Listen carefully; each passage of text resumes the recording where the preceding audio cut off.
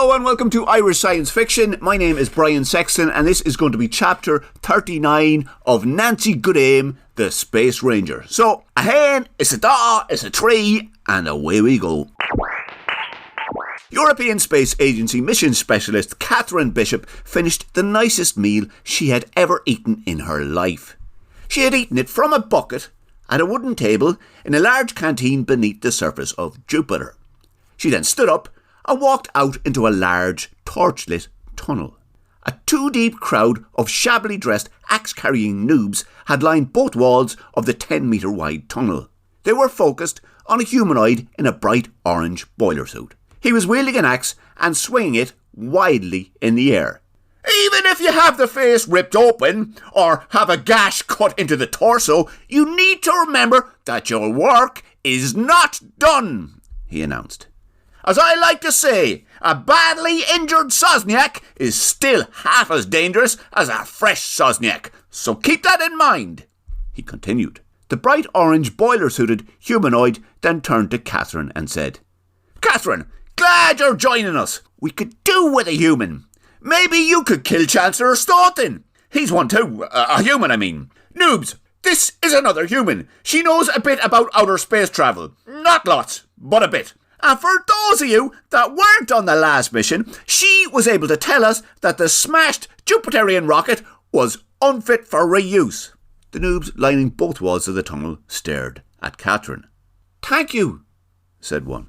Don't thank her too much. If she was really any good, she'd have had it up and flying again. Or else be armed with a weapon. But still, she's one of us now, noted Bip. Catherine looked at the noobs nearest her. They were a mix of ages and sizes. Their faces carried expressions that ranged from interest to confusion to exhaustion. Would it not be best for your friends to get some sleep, Bip? She asked. It might be, but then again, it might be better for them to use that time preparing for the battles that are yet to come. The battles in which we all batter the Sozniaks into pieces. So, like I was saying, injuring a Sozniak is not going to be enough. The sheriff wants them completely dismembered. I want no part in this. I'm a scientist. My work involves creation and discovery. What you're describing sounds... interrupted Cathy. And the best part of a Sozniak to dismember is their head, continued Bip, ignoring Cathy. No Jupiterian likes having their head detached from their body, and Sozniaks are no different to the rest of us in that respect. I definitely don't want any part of this, Bip. It's not normal practice on Earth for our inhabitants to butcher each other. I just want to locate the rest of my crew and return there, said Catherine. Are you telling me you are not prepared to gouge out the inner parts of Sozniaks with an axe? Asked Bip. The assembled noobs waited silently for Catherine to reply. She didn't get a chance. Fair enough, added Bip. Not everyone is cut out to fire a Tamagalodian axe into the flesh of one or more Sozniaks. I suppose I get a bit carried away as I'm deadly with one. But I take your point, Catherine. It's not for everyone. You can help in other ways. We're going to need a mending battalion when we get to Hobler Graniker. What with all the smashing and breaking of things that will surely follow our arrival, there could be where you step in. Plus, you might find enough spare bits from the broken stuff to build yourself another space rocket and head back to Earth. So, however disappointing it might be for you not to get to fire an axe into the soft flesh of a Sozniak, you can rest assured you have a purpose in the rebellion and a chance of making your way back to the third planet. So, it's a win-win, really. Bip paused and then added, Don't any of the rest of you get ideas about not battering Sozniak heads with the rock-breaking tools. Catherine here is an expert. None of the rest of you are. Now, where was I? He asked. You were saying that Sozniaks hate having their heads removed from their body, suggested someone. Exactly. And in that respect, they are a lot like the rest of us, continued Bip. Keep it down out there! Yelled a voice from back inside the canteen Catherine had just left. The sheriff is trying to talk to the gut while sleeping, and he can't hear what the creator of the universe is saying with all the noise. Right, said Bip. I suppose it is late. He looked to Catherine, nodded, winked, and then scanned the assembled noobs lining both sides of the wide tunnel. There were about 40 of them. Bip motioned for them to sit. Right, he said as they sat. He then hunkered down himself. I don't think it's right for the Army of Darkness to be quiet, but I'm not going to be the first living entity to argue with the creator of all things. Several of the noobs nodded in agreement. Several others lay back on the compacted clay ground and rested their heads against the tunnel wall and fell asleep. It reminded Catherine that she was tired, very tired. She looked back into the canteen and saw Martina and 4 noobs busily preparing fresh buckets of food, and the sheriff laid on his back on a table in the corner. He was snoring loudly. Catherine sat on the clay ground and leant back against the tunnel wall. "Right," said Bip.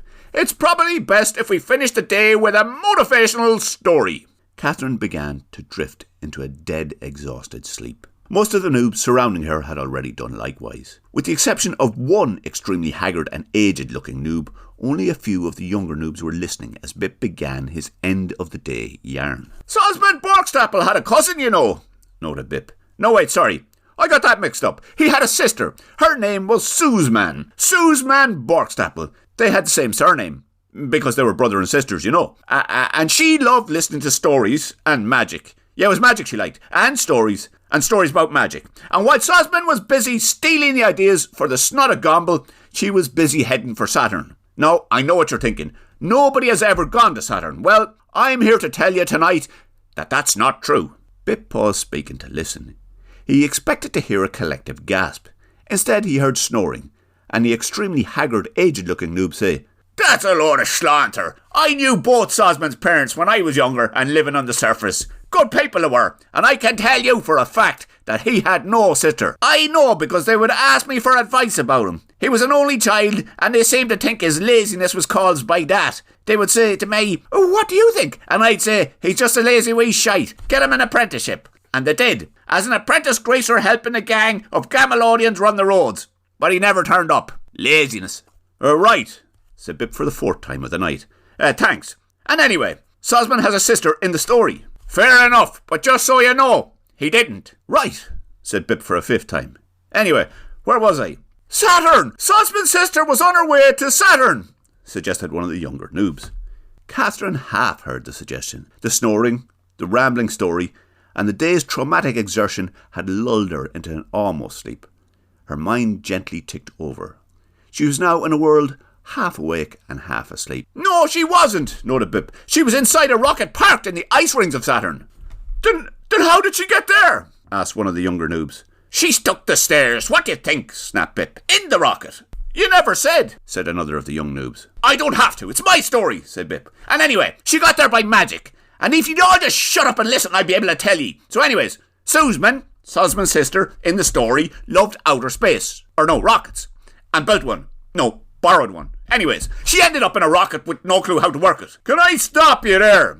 asked the extremely haggard, aged-looking noob. "Fine, but then let this be the last interruption." "Good," said the extremely haggard, aged-looking noob. "We're agreed." The tentative agreement was followed by a brief, silent pause, punctuated only by the gentle snoring of several tens of slouching and horizontal noobs. "Well?" said Bip finally. He got no response. "Right, so, if we're done with interruptions, then I'll get back to the story. And anyway, it is not a straightforward thing to pilot a space rocket through the ice rings of Saturn." "I thought you were going to stop," said the haggard noob. "I did," said Bip. "Not for long enough." "Well, how long do you want me to stop for?" asked Bip. "Infinity," replied the extremely haggard older noob. "Well, I'm not going to. And anyway, where was I?" "Talking shite," muttered the old noob. "Telling the story of Soozman Borkstapple is where I was. Now, listen." "No," said the older noob. "I wasn't talking to you. And anyway, it's not a straightforward thing to pilot a space rocket through the ice rings of Saturn, especially when you want to attack and gain control of Neptune and Pluto. And Soozman wanted to do that." "Why?" asked one of the young noobs. The corridor was now filled with snores of varying pitches and tone. "Because Soozman was a Borkstapple, and it is the nature of Borkstapples to want to control the solar system." "Bollocks," said the older noob. "What would you know about it?" "More than you. And that's no great achievement. Soozman was an only child and a bit of a dickhead who weaseled his way into power. That's all there is to it." "Everyone, don't listen to that fella," announced Pip. The everyone he announced it to consisted of 2 younger noobs, a half-sleeping European Space Agency mission commander named Catherine Bishop, and the older noob. "Arse," said the older noob. Nobody else commented. "Anyways, Soozman needed to find a way of increasing the weapons power on board the space rocket. But like I said, she was new to rocket ships. So what she did next was... "Hey, what did a lot of ye want for breakfast?" yelled a voice. It was shrill, loud and urgent and came from Martina Ruddlesplitch, who was now standing at the entrance to Canteen RB81 and facing a corridor full of mostly slouching and snoring noobs. Her question was important to her. The night was passing quickly and she wanted to be sure she was making the necessary arrangements to ensure a smooth morning meal for the newly formed Army of Darkness. The question seemed less relevant to Bip. "Can you leave us in peace, Martina? I'm trying to motivate the Army of Darkness. They will soon have to batter and mash the hides of millions of Sosniaks and their supporters, so need a bit of encouragement. Your menu decisions can wait," he said. "They cannot!" snapped Martina. "I could care less about your Jupiterian politics. I've got a canteen to run and mouths to feed, and there is nothing more important than that. All of your pontificating and axe throwing and whatever else it is that you do won't happen if you don't eat. So whisht and let the noobs tell me what they want." "No," snapped Pip, who then went silent. "I won't," he added. "The Army of Darkness is important. The sheriff said so, and he was chatting to the creator of the universe, so you can't say fairer than that. Plus, I hate Soozman Borkstapple." Bip paused long enough for Martina to look around at the slouching, sleeping noobs and mutter a sarcastic, "Because Soozman Borkstapple is a bollocks," continued Bip. He then went silent again. "I can see there's 3 ye still awake. What do you want for breakfast?" The 2 young noobs and the 1 older noob considered the question. "What have you got?" they asked. "Food," replied Martina. "That'll do," replied the older noob. "Could you get this dope to shut up?" he added, and thrust a bony finger towards Bip. Martina ignored the request and returned to the canteen. "Anyway," continued Bip after a brief pause, "it is the nature of a Borkstapple to seek to control and manipulate the universe."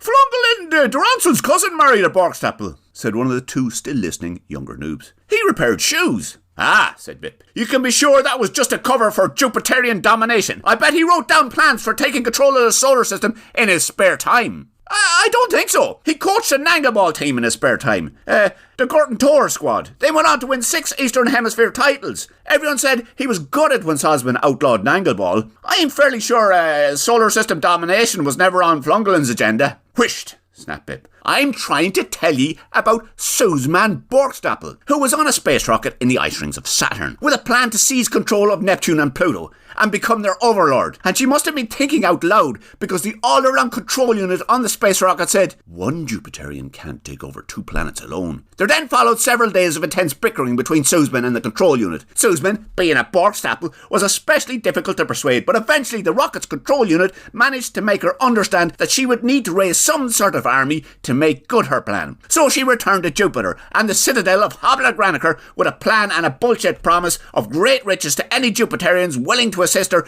in realising her ambitions. The result was the first Sosniak army. You could call it the first coming of Borkstapple. Now, in comparison to what we will face on the planet's surface, the first Sosniak army was tiny. A mixed bag of disaffected and greedy Jupiterian misfits numbering about 200 crowded onto the rocket and set out for Neptune, which is where the problems began. You see, 200 odd bodies on a space rocket is a lot, and 200 unwashed greedy misfits is 200 too many for an experimental spacecraft. You see, that is what they were on. Soozman had managed to find herself on an experimental prototype spacecraft, one that would use a series of physical laws in conjunction with magic. In a way, it straddled both worlds, the world of the gut and the Bongerlon and wizards and sorcery, and the world of time and gravity and the other bits and bobs the Sosniaks obsessed themselves with. Nobody really knows where the rocket was developed or why, but Soozman's thinking must have been that she was now in possession of something so powerful that no force in the solar system could resist,